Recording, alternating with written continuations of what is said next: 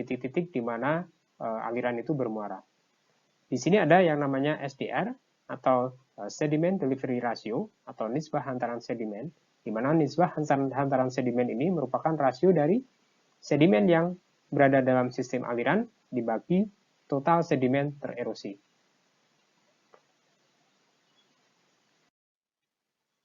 Sediment Delivery Ratio akan dipengaruhi oleh beberapa hal sebagaimana berikut ini.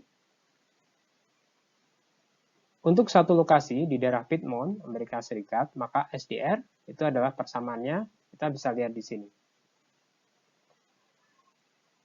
Anda juga mungkin menemukan beberapa persamaan dari SDR ini yang berdasarkan luas dari catchment. Jadi semakin luas catchment, maka akan semakin kecil nilai dari SDR ini. Transportasi sedimen. Pergerakan sedimen ada beberapa mode atau beberapa jenis. Yang antara lain misalnya bergeser, menggelinding, meloncat, atau melayang. Pergerakan sedimen dapat juga kita identifikasi berdasarkan transport stage, di mana transport stage ini adalah nilai U bintang dibagi dengan U bintang critical. Nilai U bintang di sini adalah besarnya nilai kecepatan geser, yang mana dapat kita turunkan berdasarkan nilai tegangan geser.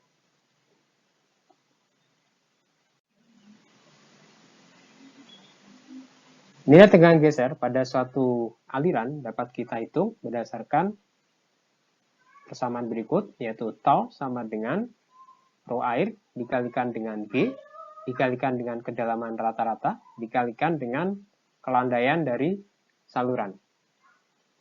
Sedangkan nilai U bintang atau kecepatan geser itu akan sama dengan akar dari nilai tau dibagi dengan rho. Atau bisa juga kita tuliskan sebagai akar G kalikan H kalikan S. Ini berlaku untuk suatu saluran yang memiliki lebar yang sangat lebar, ya, sehingga kita bisa menggunakan nilai H pada persamaan ini. Sedangkan U bintang critical atau O ini adalah nilai dari kecepatan geser kritis, ya. Kecepatan geser kritis butiran. Nilai U bintang 0 ini akan tergantung pada ukuran butiran. Namun demikian, pembahasannya tidak tercakup dalam materi kali ini. Kalau kita lihat di sini, maka semakin besar transport stage, maka akan terjadi perubahan jenis pergerakan. Untuk yang transport stage rendah, maka kebanyakan gerak butiran akan berada sebagai rolling, ya, atau saltation. Ya. Sedangkan untuk nilai transport stage yang tinggi, maka sebagian besar pergerakan akan berada sebagai suspension, atau dia bergerak melayang.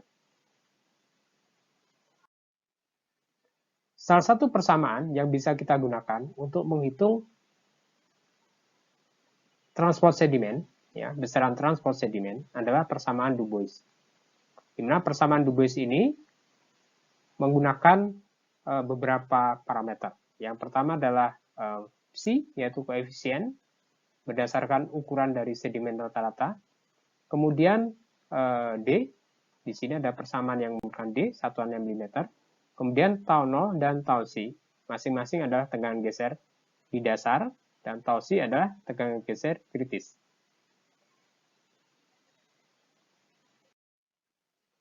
Untuk menentukan nilai tau C dan juga psi, kita bisa menggunakan grafik ini. Sebagai contoh, misalnya apabila kita memiliki butiran dengan ukuran rata-rata adalah 0,4 mm, maka nilai tau C-nya itu adalah kita tarik garis vertikal ke atas sampai dengan memotong grafik atau kurva tau C. Kemudian kita tarik ke ordinat tau C. Jadi kita tarik ke kiri, kita peroleh tau C-nya adalah 0,02 pounds, ya, per feet square. Nah, berapakah nilai psi-nya? Kalau psi-nya kita tarik lagi ke atas, berpotongan dengan ini, kita tarik ke kanan. Nah, ketemu di sini adalah sekitar psi-nya adalah 55 feet pangkat 3 per pounds second.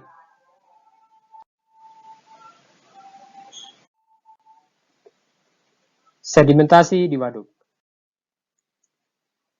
Pada dasarnya, salah satu muara dari sedimen yang terangkut pada satu sistem itu adalah di lokasi-lokasi di mana kecepatan aliran sangat rendah. Antara lain adalah di muara ataupun di sedimen atau di waduk, di mana terjadi pertambahan dari penampang aliran sehingga kecepatan berkurang sehingga sedimen bisa mengendap. Sedimen kasar akan mengendap terlebih dahulu. Ya. Kemudian setelah itu sedimen halus masih terbawa hingga sampai mendekati dari tubuh bendungan.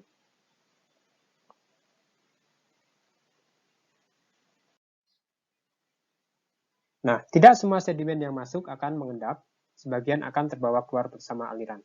Tapi sedimen kasar umumnya akan mengendap. Nah, sehingga di sini untuk pengendapan ini dikenal adanya trap efisiensi, yaitu eta, yang merupakan fungsi dari kapasitas terhadap inflow. Trap efisiensi akan tergantung pada kecepatan jatuh sedimen, kemudian ukuran dan bentuk tampungan, dan laju aliran melalui waduk. Nah, trap efisiensi akan berkurang apabila volume waduk itu makin berkurang ya. Atau untuk tampungan yang kecil, maka trap efisiensinya juga kecil.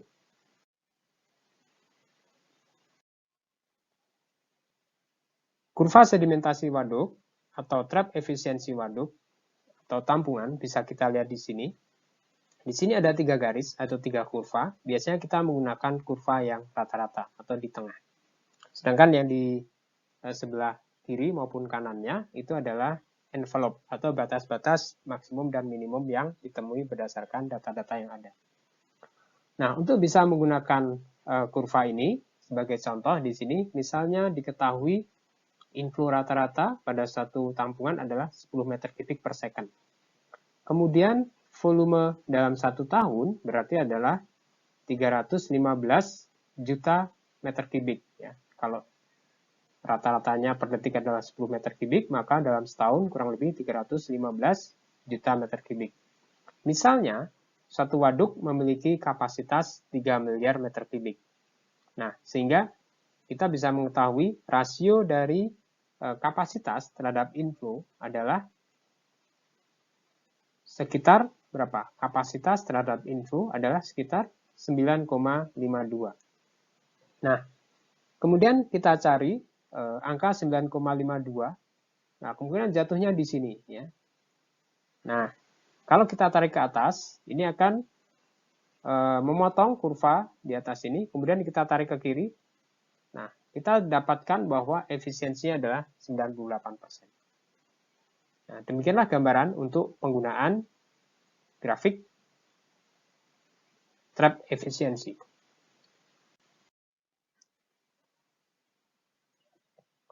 Beberapa hal yang terkait dengan sedimen di waduk adalah bahwa untuk bisa mengkonversi ke volume, maka kita menggunakan kerapatan massa kering per satuan volume.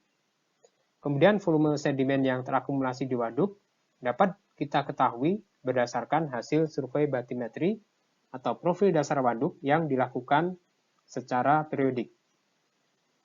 Kemudian faktor yang berpengaruh pada kepadatan sedimen yang ada terendapkan dalam waduk antara lain operasi waduk, tekstur dan ukuran sedimen, dan laju konsolidasi endapan sedimen. Karena sedimen yang terendapkan dalam waduk akan mengalami konsolidasi. Demikian yang bisa saya sampaikan terkait dengan sedimen dalam siklus hidrologi. Terima kasih.